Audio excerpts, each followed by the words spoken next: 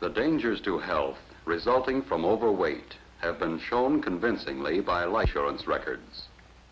Life expectancy decreases as the amount of overweight increases. Excessive calorie intake is the cause of overweight. Consumption of calories in excess of body needs is the single most extensive nutritional problem affecting public health in this country. People should be informed that overweight is preventable. They should be given nutritional information which will help them to maintain their ideal weight throughout life.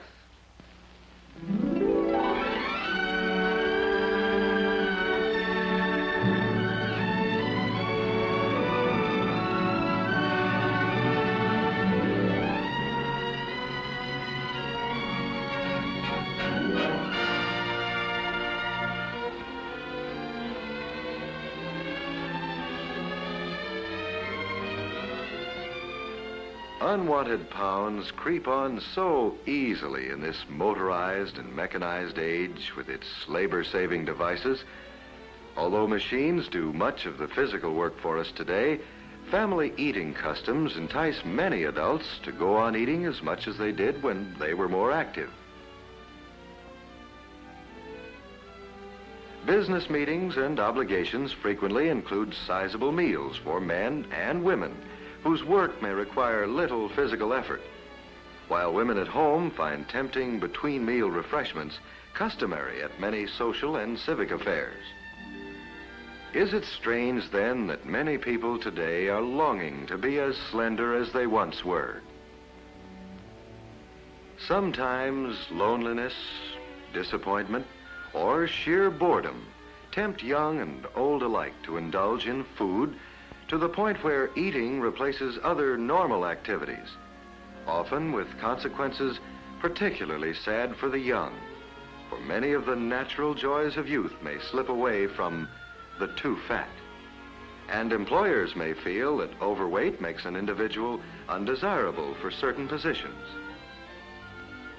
The stout person, woman or man, finds it difficult to dress attractively.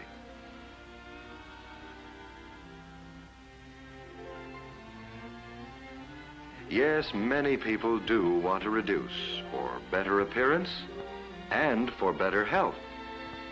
An increasing number of adults feel the grave concern that comes when the physician tells them that even moderate overweight is dangerous. Is there a practical way to lose unwanted pounds? Scientists, combining their knowledge of nutrition and human nature, are searching for an answer. At Michigan State College, the problem of weight reduction through diet has been under study for several years by Dr. Margaret Olson, head of the Department of Foods and Nutrition, and her staff.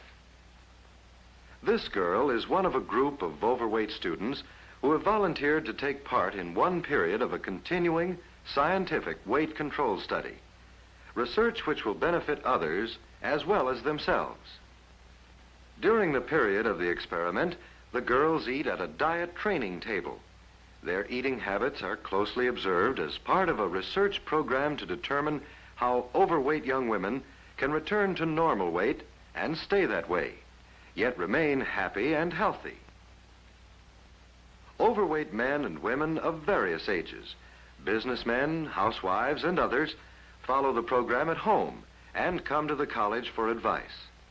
They talk over their weight problems and are given encouragement and practical help.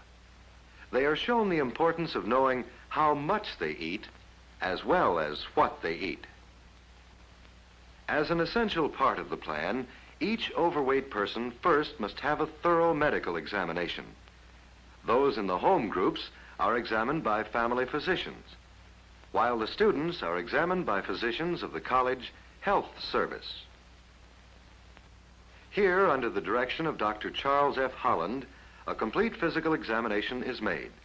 The amount of weight to be lost by each girl is determined.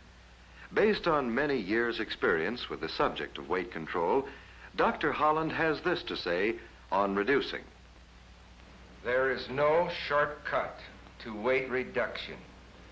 Nearly all obese people can lose weight and feel better by eating less food, but foods of high nutritive value. Few of the people that we examine can blame their excess pounds on glandular trouble. Habitual overeating and wrong eating create this serious problem. Devising an effective reducing diet is the basic step in any program of weight reduction through diet.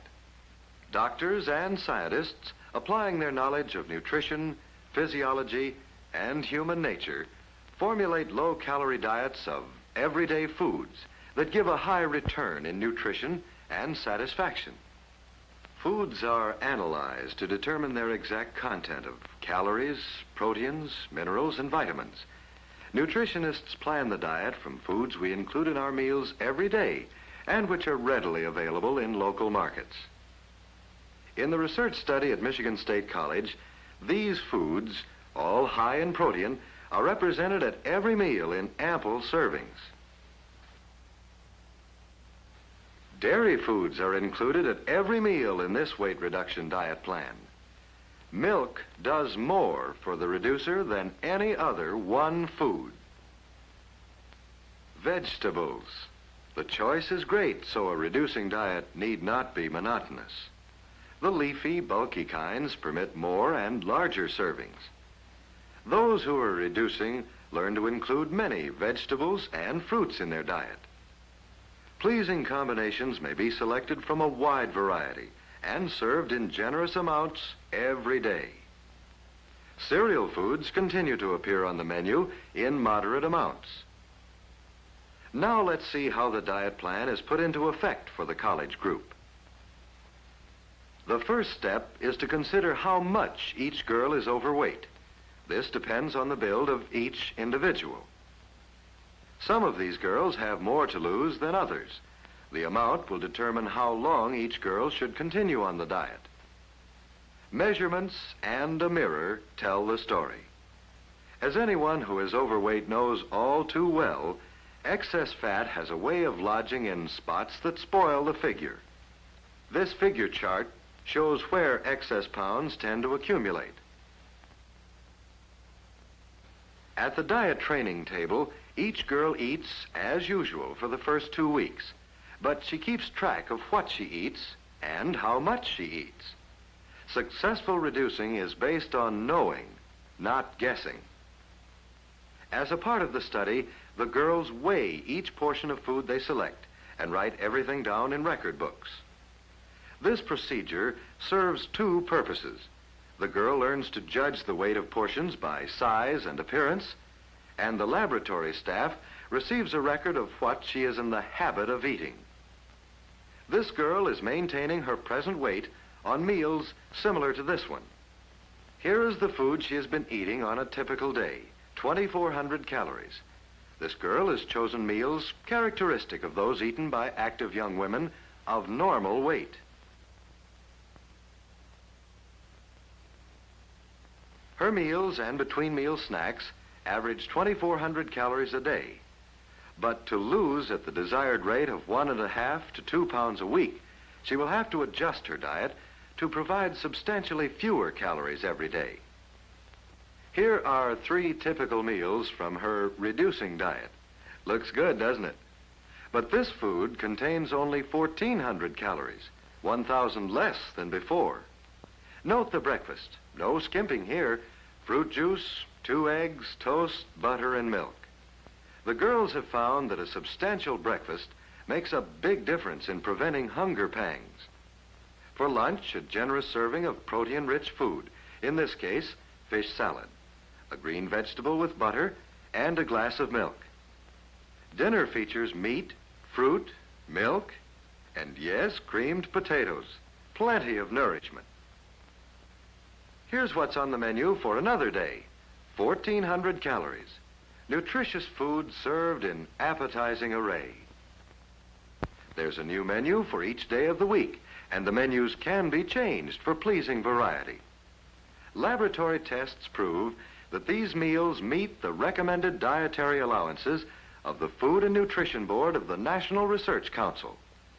This diet satisfies the appetite because it provides more fat than most reducing diets.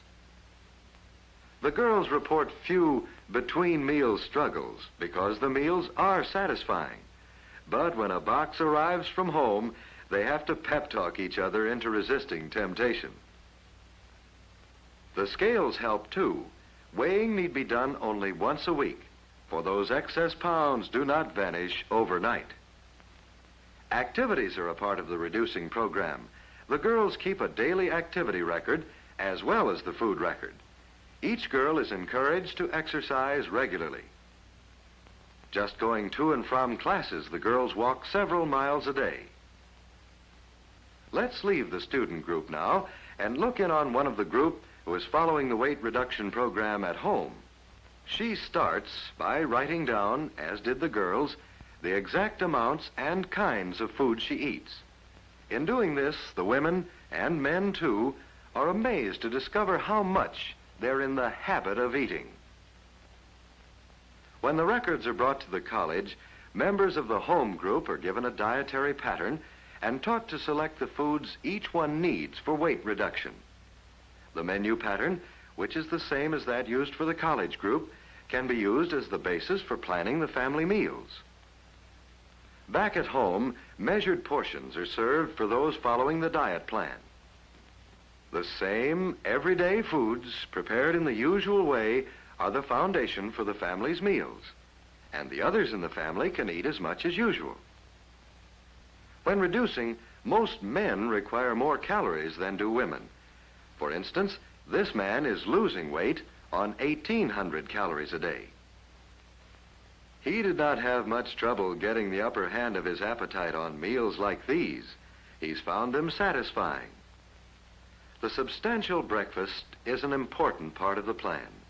It helps to control the appetite for the rest of the day. Variations to fit individual situations may be made when they do not add calories or change the basic plan of the meals.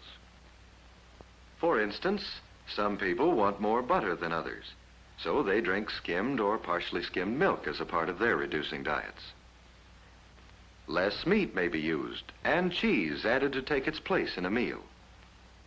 Or you can serve less meat, in this case chicken, and add cottage cheese. The key to weight reduction is to follow a suitable diet carefully and accurately every day, as long as necessary, to regain normal weight. The diet used in this study is satisfying to the appetite because of a generous breakfast and the use of more protein and fat than is allowed on most reduction diets. However, the doctor should guide the reducing plan for the individual. We returned to the college about 4 months later to see the results of this program of weight reduction through diet. Sensible weight reduction takes time. Progress is measured in weeks or months, not days. Remember these girls as we saw them during our last visit? Well, here they are about 4 months later. Waistlines are coming back. The girl in the center has regained normal weight with a loss of 32 pounds.